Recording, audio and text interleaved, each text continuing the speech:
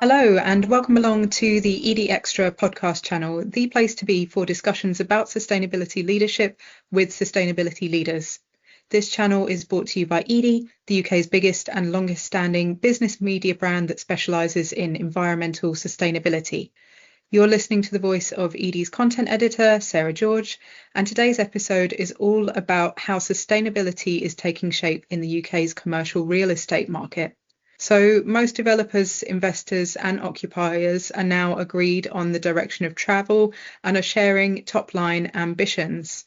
In a lot of cases, sustainability is the norm and not a nice to have. But what are the remaining barriers to unlocking the full opportunities of green buildings, whether they're new or retrofitted? And how can we address them meaningfully? Here on the line to help me explore these topics in depth, I have three great speakers today. From Santander UK, I have Olly Breen, who is Senior Sustainability Manager. I have Polly Harrold, who is Senior Public Affairs Manager too. They're also joined by Charles Cooper, who is Manager at Zinteo and Programme Manager for Build Ahead UK. So, Charles, I'll start with introductions with yourself. It would be great to hear a little bit more about Build Ahead UK and your recent work with Santander at Zinteo. Thank you, Sarah. So today I'm representing the Build Ahead UK Coalition, which is a cross-sector platform that's focused on accelerating practical, investable sustainability solutions in the UK's built environment. And so what we're aiming to do is to bridge the gap between ambition and delivery by aligning project developers, financiers, valuers, insurance, policymakers around shared evidence, clear signals, and scalable pathways to decarbonization, particularly where sustainability is already embedded in asset quality, but not consistently recognized by the market. And so over the past year, we've partnered with Santander UK to better understand how capital, valuation, and risk frameworks can better support sustainable commercial real estate. Together, we've focused on identifying where current pain points exist and where targeted collaboration or better understanding can unlock investment, protect long-term asset value, and support a resilient and competitive UK property market. And to accomplish this, we did two things. First, we undertook a green finance roundtable where we convened experts from across the sector. And then we had an in-depth developer interview series where we convened a range of experts across the UK's commercial real estate industry to get a deeper understanding of the barriers that they were facing. Great. So looking forward to diving into some of the findings from that in this episode. But before I do, I'd be remiss not to get introductions from Polly and Olly. So it would be great to hear about your roles and the expertise that you were able to bring to this project. Thanks, Sarah. Yes, as Sarah said, I'm Polly. I'm a Senior Public Affairs Manager at Santander UK, and I'm here today to talk a little bit about how policy can drive uptake of sustainable commercial real estate and the actions needed from government to support the sector to reach its targets and how that fed into our work with Charles and Zinteo at Build Ahead. So I think I'll just start by giving you a bit of an overview of the current policy landscape. So we're currently awaiting a response to a consultation in which we expect the government to tighten minimum energy efficiency standards to mean that by 2030, all non-domestic rented buildings, which includes commercial real estate, must achieve an Energy Performance Certificate or EPC rating of B or higher to remain legally lettable. So this challenge will impact landlords, tenants, developers and facilities managers across England and Wales. And as a bit of context, kind of going back slightly further, the idea of raising these targets was first proposed in a 2020 white paper by the previous government. And this proposed raising the minimum standard to EPC-B with a deadline of 2030, after which buildings with a lower EPC rating would become illegal to lease. So it's fair to say the sector, if these targets are confirmed in the consultation response, will need support from business and government to meet these targets. And what this could look like is a key theme of what we explored through this work. Thanks, Polly. Olly Breen, Senior Sustainability Manager at Santander UK. So I'm here to talk about how Santander sees the commercial real estate market shifting over the coming years. In addition to being one of the largest residential mortgage lenders, Santander UK is a significant lender for the commercial real estate sector. So we have about 10 billion of direct exposure to commercial real estate loans and wider exposure through our financing of UK firms. What's clear from our perspective is that how we think about the built environment and what drives value in that market is a shift that we're going to need to go through over the coming years, and it presents both risks and opportunities for our clients. The work that we've undertaken with Zinter supports our ambition to better understand the role that we can play and how we can support our clients through that shift. Great. So 3 really different perspectives and a lot of knowledge from this project to get into. And I didn't want to start on a bad note with the challenges of the transformation that's going ahead, but rather to look at what we all across the value chain for this industry stand to gain. So I'd love to get your views on what the UK's biggest commercial opportunities and other opportunities are from creating more sustainable stock in commercial real estate. Thanks, Sarah. So I think it's clear that about 80% of UK commercial real estate is rated C or below. And as Polly said in her introduction, the signalled changes to non-domestic means legislation means it's likely most of these properties are going to require some degree of retrofit. So if I step back at the moment, when we think about the overall green finance market, at the moment it's valued at about 130 billion, and our estimates are that this is going to more than double over the coming decade. So I think that the first significant opportunity is that this represents a significant pool of capital that could be directed towards sustainable commercial real estate projects. When we look at the estimates of the UK commercial retrofit market, there's analysis that suggests that this could be an opportunity of around 10 billion at present. And there was recent Knight Frank analysis that highlights that delivering on this retrofitting can support around 3 billion of additional value creation. So that's a significant uplift for asset owners in the space. From a lender's perspective, these market changes offer us significant opportunity to support those clients through those changes, financing opportunities, and also education and advice opportunities. What we really see is that driving the sustainability change will lead to lower operating costs, much more stability over asset values, and therefore has the potential to improve not only our clients' financial positions, but also the credit risk that we see within these lending portfolios. And just from when I'm flicking through the sort of PR that I get about new builds in particular, I'd be forgiven, I think, for thinking that most businesses and developers understand this value and that energy efficient, low carbon buildings that really prioritise occupant or resident well-being are mainstream and are the expectation in UK commercial real estate. But is that really the case? Where are we at? So yeah, Sarah, we would find that that's partially the case. Primarily through our developer interview series, what we found is that green premiums are rarely labeled as such or labeled as green. They show up through stronger leasing performance, lower voids, and protection against obsolescence. But what we found that in London specifically, and more generally across the UK, sustainability isn't driving value because it's being mandated. It's driving value because that's what tenants are choosing to lease. So we heard directly from one London developer that in certain submarkets in London, we see uplifts of 5 to 8%, but it's never just because the building's green. It's because the building quality is higher, amenities are better, and building efficiency supports the overall tenant experience. And so if you strip away all of those other factors, the premium tends to disappear. So we're definitely seeing some of the benefits of green premiums, but they're not being articulated explicitly as such. And it's hard to quantify exactly where sustainability is driving value at the moment. Yeah, I'd agree with Charles's view there. I think what we're really seeing is that it's not yet mainstream across the whole market. It's very dependent on sector and location, but the trend is definitely moving in the right direction. So I think when we look at our estimates of new builds across the sector, you can really see a variance. So prime locations, areas like London, we're seeing 70 to 90% of new builds being EPC A or B and real strong signaling in that space.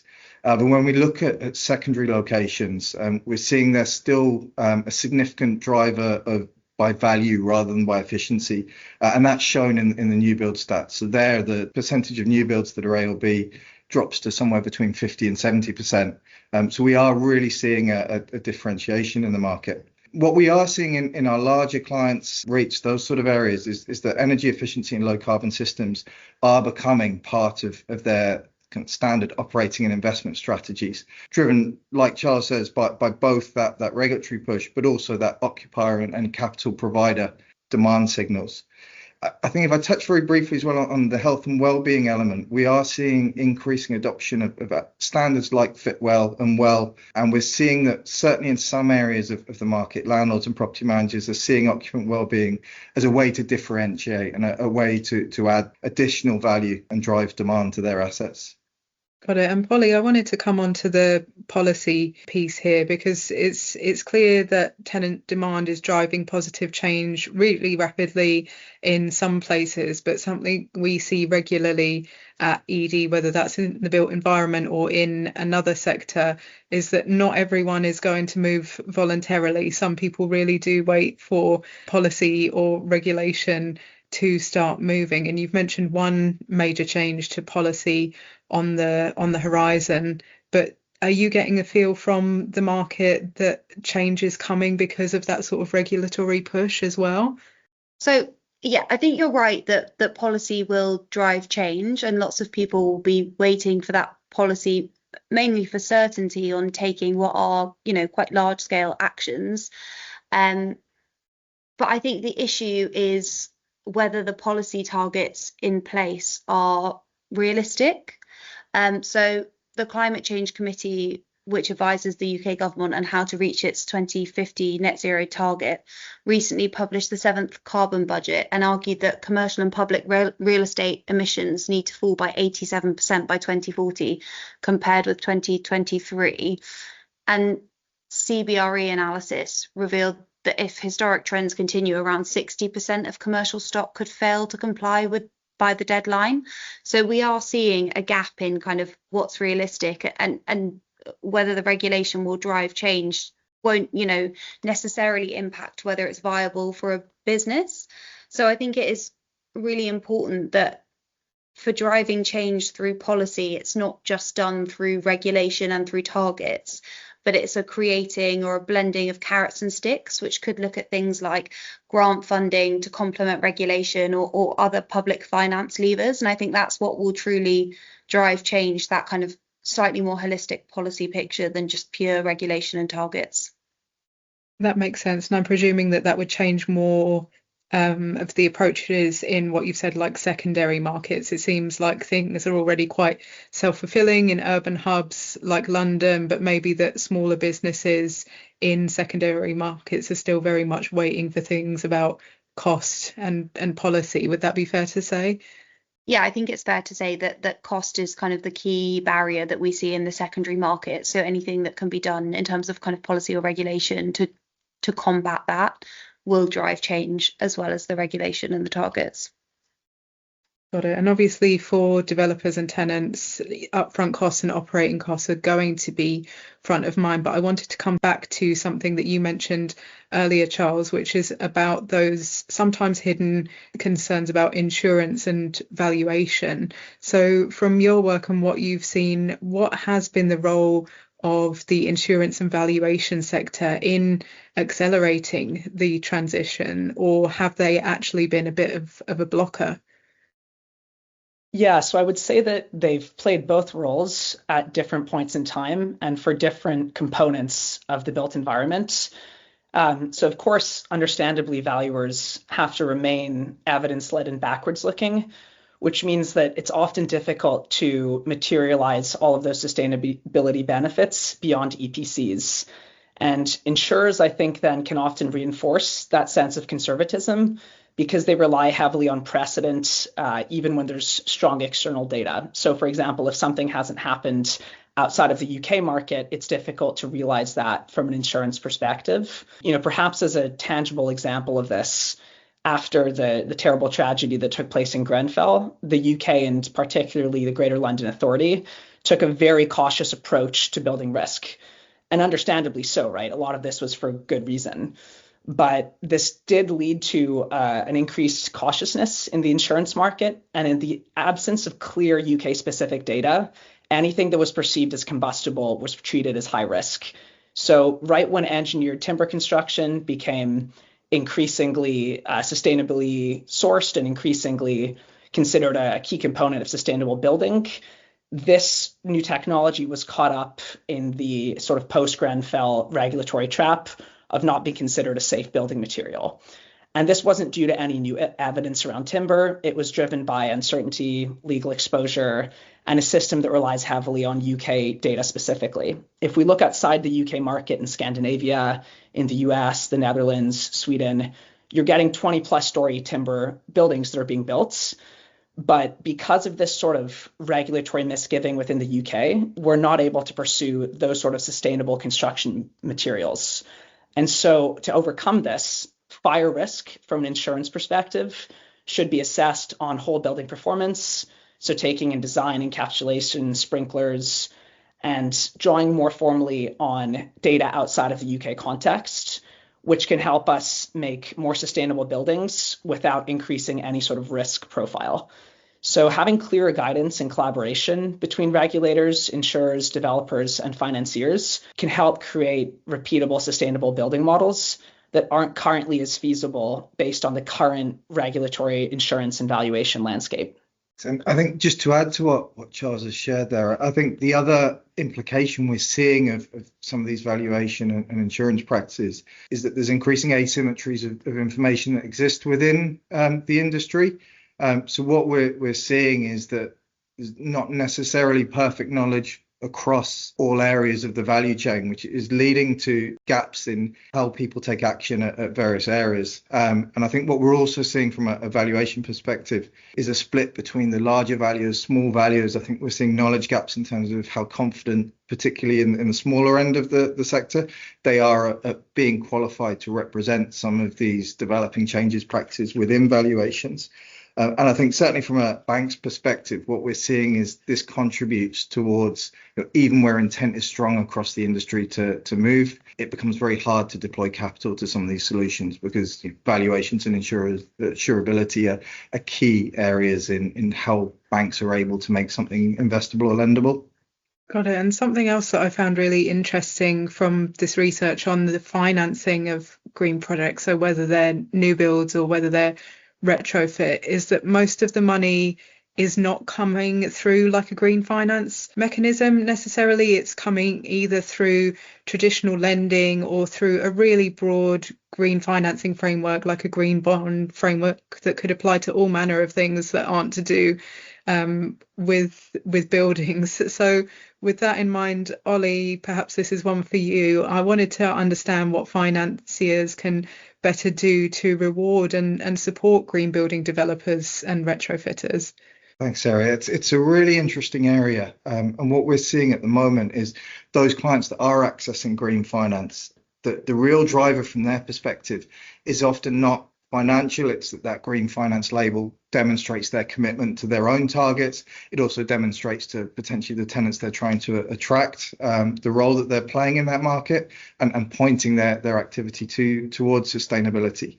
I think the real challenge we and our clients face is that sustainability linked lending, so the kind of typical vehicle that we can deploy this capital, is not always attractive of benefit to clients. And what drives that is that the margin benefits that we're able to provide to clients are often fairly small in terms of the basis point reductions, but the complexity that comes with providing a sustainability link loan, the evidence, the audit requirements, place significant burden on those clients to actually deliver and realize that.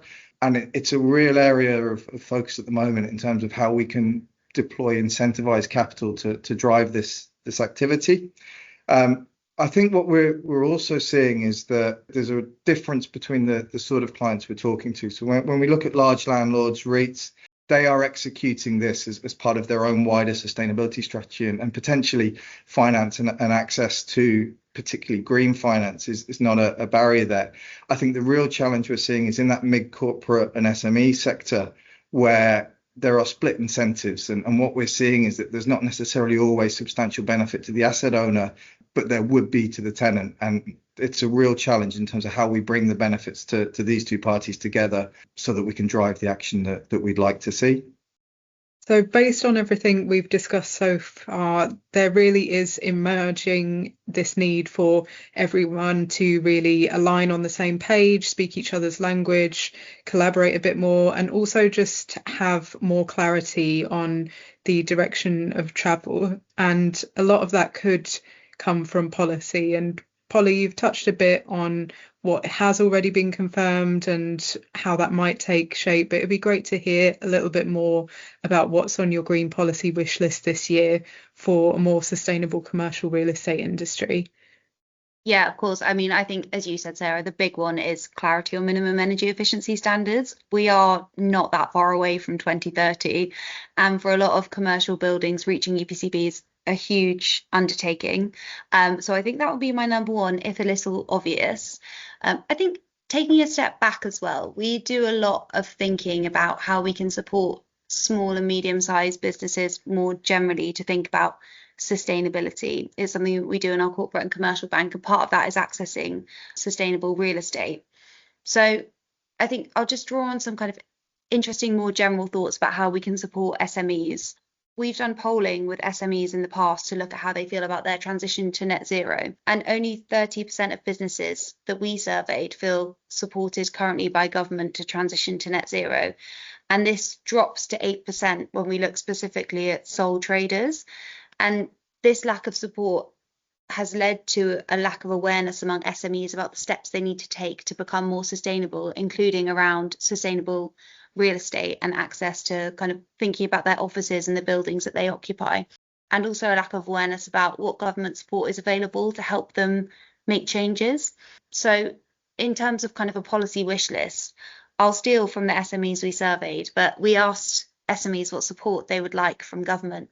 And they said, I mean, primarily grant funding. Again, I spoke about this earlier in the episode, but 62% of the SMEs we surveyed said they'd like to see grant funding from government to support with decarbonisation, which could be kind of through one-off vouchers to invest in measures, or kind of different structures of grant funding that have proved effective in the past.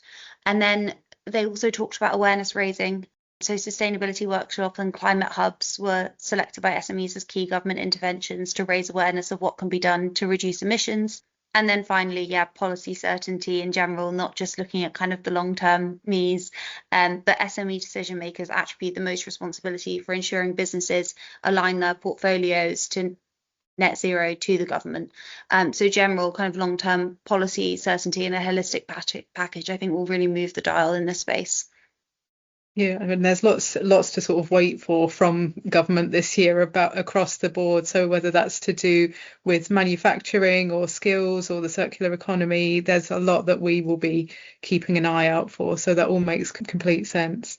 And then something else that I picked up in what you were saying is essentially just this need for collaboration, for banks to work with those providing insurance, those providing valuations, those designing the buildings, and those tenanting the buildings. So just as a way of closing, I'd love to ask everyone for a key takeaway on how essentially people working in this industry can be better at collaborating and advocating to drive positive change in this really interesting time for the industry. Yeah, so I think, from our perspective at Build Ahead UK, it isn't ambition that's lacking, it's clear signals. So commercially, we think the sector should advocate for performance-based frameworks that reward in-use outcomes rather than design stage claims, and for financing and insurance models that are really reflecting that sort of long-term asset resilience, rather just looking at the upfront costs of a new sustainability initiative.